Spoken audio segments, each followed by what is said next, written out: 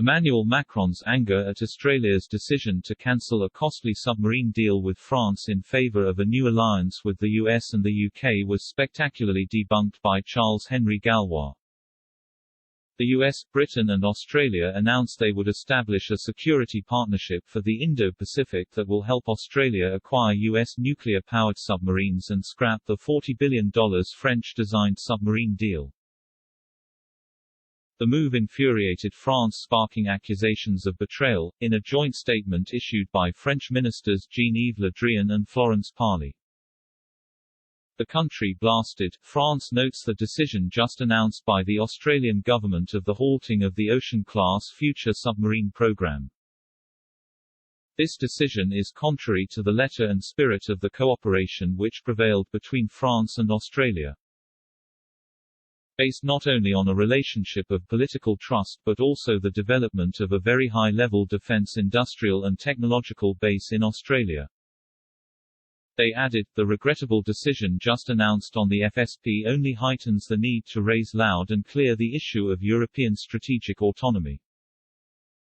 There is no other credible path for defending our interests and values around the world, including in the Indo-Pacific region. But the furious reaction was quickly torn apart by Generation Frexit leader Charles-Henri Gallois, who reminded Emmanuel Macron and his allies that Germany and Sweden were the first to try to torpedo the Australian deal, long before Joe Biden managed to sneak in. He wrote, "They talk about EU autonomy in this press release while Germany and Sweden also sought to torpedo this agreement with Australia. It shows all the naivety, the sectarian Europeanist dogmatism and the incompetence of our leaders." Mr. Gallois was referring to a row already ongoing between Australia and France over the submarine deal earlier this year. President Macron was failing to meet his deadline on the procurement of the new generation of submarines much needed to Australia to counteract China's speedy developments in the field. In June, the Australian Defence Ministry announced that it would spend around $4.6 billion keeping its old current fleet of Collins submarines viable until they could be replaced by French models. The Collins-class submarines were designed by the Swedish firm Kockums, which was forced to make up for the shortcomings of its French counterparts. At the same time, it was reported that Australia was also eyeing a German submarine as an interim measure pending full availability of the French attack class. The German model would have come at a much lower cost to Australia than its French alternative. Although still more expensive than the upgrade of the Swedish model, giving the Swedish leverage against the Germans and the Germans the upper hand against the French. In 2016, Australia had selected French shipbuilder Naval Group to build a new submarine fleet worth $40 billion to replace its more than 2 decades-old Collins submarines.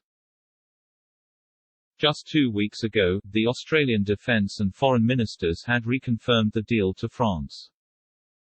And French President Emmanuel Macron lauded decades of future cooperation when hosting Australian Prime Minister Scott Morrison in June.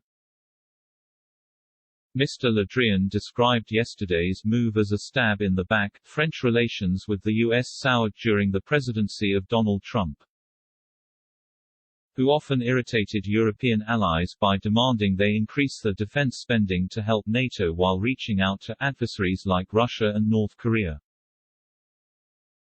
Diplomats say there have been concerns in recent months that Mr. Biden is not being forthright with his European allies. The French embassy in Washington said it was cancelling a gala event related to French-US ties on Friday following the day's events. France's ties with Prime Minister Boris Johnson have also soured over the UK's exit from the European Union.